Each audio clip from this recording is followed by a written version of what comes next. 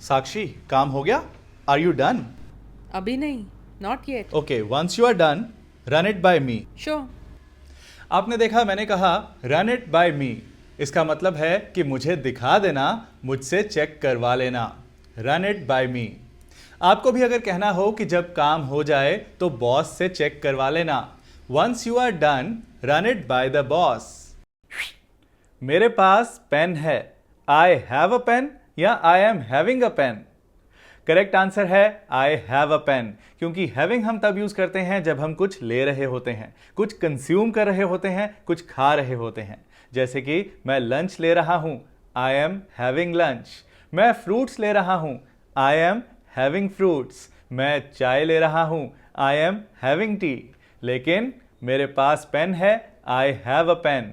मेरे कुछ दोस्त हैं, आई हैव सम फ्रेंड्स। मेरा एक भाई है, आई हैव अ ब्रदर।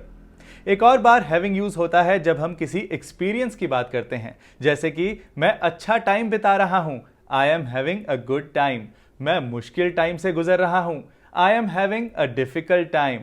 यह फर्क है हैव और हैविंग में। साक्षी, मैं तुम्हारे बर्थडे पर तुम्हें डायमंड रिंग लेकर दूंगा। I will buy you a diamond ring on your birthday. सच में? Really? I said it just for the sake of saying it. आपने देखा मैंने कहा I said it just for the sake of saying it. इसका मतलब है कि मैंने सिर्फ कहने के लिए कह दिया, मेरा इरादा नहीं है। आपको भी अगर कोई ऐसी बात कहे जो सिर्फ कहने के लिए कह रहा हो लेकिन उसका इरादा ना हो, तो आप उसे कह सकते हो you are saying it just for the sake of saying it. यानी तुम सिर्फ कहने के लिए कह रहे हो, तुम्हारा इरादा नहीं है। अवल, तुमने म्यूचुअल फंड में कितने पैसे लगाए? How much did you invest in the mutual fund? 1000 रुपए, 1000 रुपीज। बस? That's it? Yeah, I am just testing the waters. आपने देखा मैंने कहा I am just testing the waters. इसका मतलब है कि मैं सिर्फ एक छोटी सी ट्राई कर रहा हूं, सिर्फ टेस्ट कर रहा हूं। अगर ये एक्सपेरिमेंट सही रहा तो फिर ज्यादा पैसे लगाऊंगा। Testing the waters. जब आप पानी में उतरते हो तो पहले पैर डाल के चेक करते हो कि पानी ठंडा है या गर्म, और फिर पानी में घुसते हो। वहीं से बना ये phrase testing the waters. Sakshi, आज पिज्जा ऑर्डर करें? Shall we order pizza today? Covid के चलते बाहर से कुछ खाने का ना ही ऑर्डर करें तो अच्छा है। Let's not order anything from outside during this Covid times. Yeah, we are on the same page. आपने देखा मैंने कहा we are on the same page. इसका मतलब क्या है?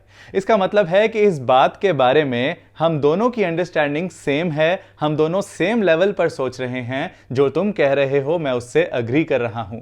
We are on the same page. अगर आपको कहना हो कि हम दोनों की अंडरस्टैंडिंग सेम नहीं है, हम दोनों सेम लेवल पर नहीं सोच रहे, तो आप ये भी कह सकते हो we are not on the same page. क्या हुआ? What happened? A mosquito came out of the blue and bit me. एक मच्छर अचानक से कहीं से आ गया और मुझे काट दिया।